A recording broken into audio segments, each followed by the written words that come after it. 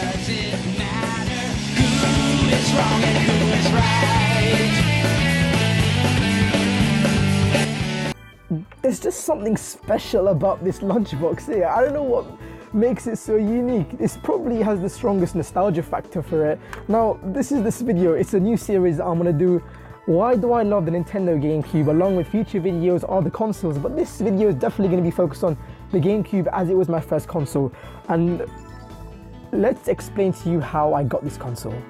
Well then, I was a wee little boy, and it was my sister's birthday. I was in my super old house. It was a flat to ground floor. It was my sister's birthday, 2005, 2006-ish. I remember I was like 4 years old. Don't ask me how, I have such a sick memory. We'll leave it there. So yeah, she blows out the cake. People are like clapping and saying, woo, yeah, happy birthday. And then my uncle walks in, Uncle Bob, yes, Uncle Bob walks in with a box. And I'm like, what's inside this box? This is really cool. And he opens it and it's a stack of games, of Nintendo GameCube games, and this weird cubicle contraption. And I was like, what is this? And then we plugged it in and we started playing. And the first game we played was, of course, Super Mario Kart Double Dash. Now, this game takes me so back. Like, I personally think this is the best game, Mario Kart game, full stop. It beats Mario Kart 87, Wii, N64. Yes, I'm saying that it beats N64 as well. I just love the mechanic for it. So yeah, Mario Kart's definitely up there with like the greatest arcade games of all time.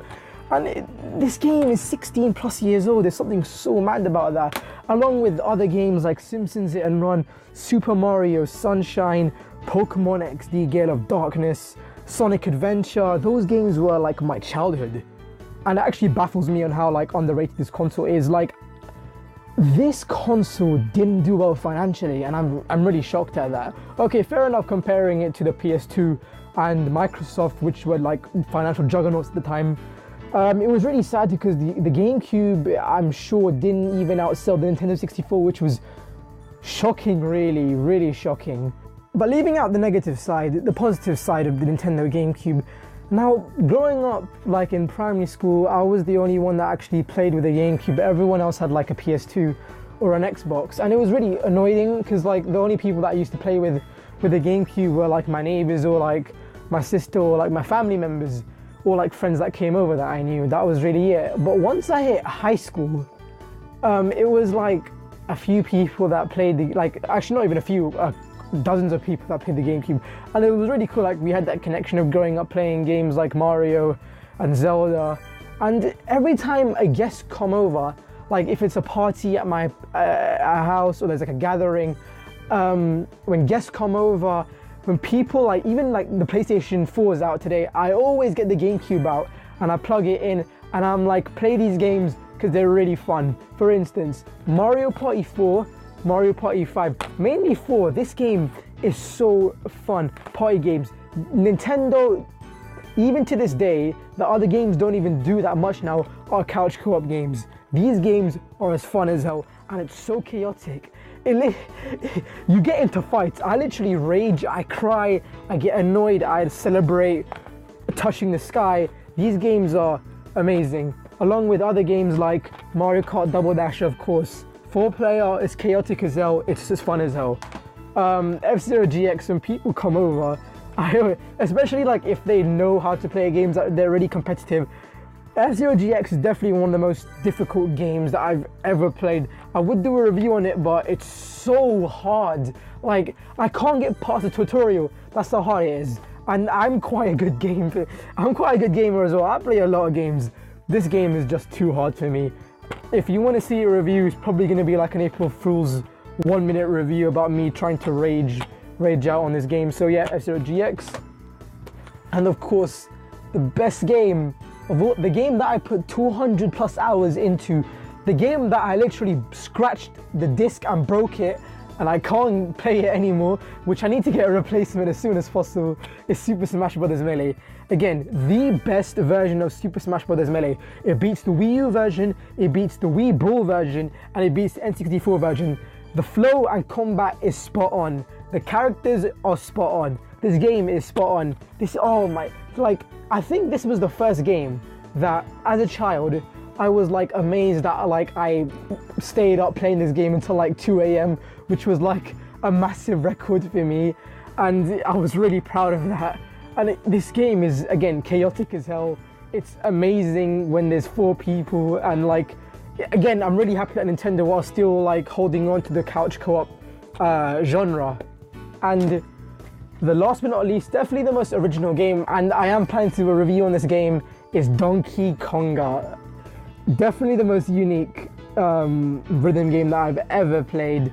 Conga drums are compatible with this, and if you don't know what the Conga drums are, give me 1 minute.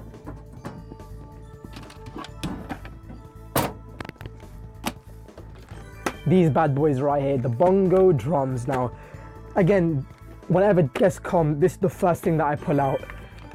It's so amazing and it's so chaotic and fun. There should be a counter how many times I've said the word chaotic before. Just now. Again, fun game, fun as hell. Again, this is why the GameCube's so special. Look, these are only 5 games that I'm pointing at and like talking about. That's how amazing the Nintendo GameCube is. And there's even so many games that I haven't played yet. Kirby Air Ride, Super Paper Mario, the 1000-Year Door that I still haven't played. This is why the GameCube is so special. Including the bongo, as I was saying, the bongo drums controller. Of course, the GameCube controller has to be in the top 3. It's interchangeable with, well, my top 3 are this, the PlayStation 4 controller, and the Xbox 360 controller. These 3 are the best, no denying it. The thumb grip perfectly sits in my hand. The A button, the button clicks perfectly. The trigger buttons like slide in so smoothly. Can you see that? Can you see that? It's just so good.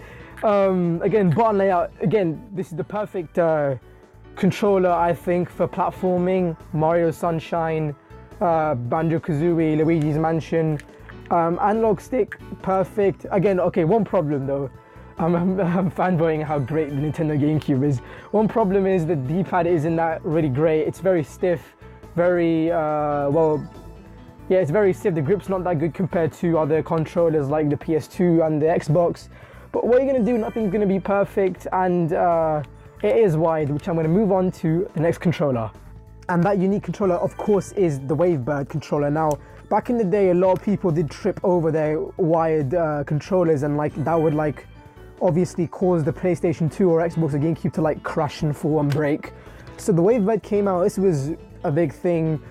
These cost quite a bit now. I'm really surprised. Like, thank God my uncle got these for me. I've got 2 of these. These are really helpful. You just connect them into your GameCube. They're of course battery powered. So make sure you charge them, and yeah, just acts perfectly. And of course, other unique things are like the miniature discs compared to actual DVD size discs. And I did a bit of research. I think it was because Nintendo didn't want like piracy, or like it was a lot cheaper for them to make smaller discs. So fair enough. It does make it stand out a bit, and it does like kind of look cool when it fits into this little lunchbox here. So yeah, that's really it about Nintendo. Yeah, this was the video on why I love the Nintendo GameCube.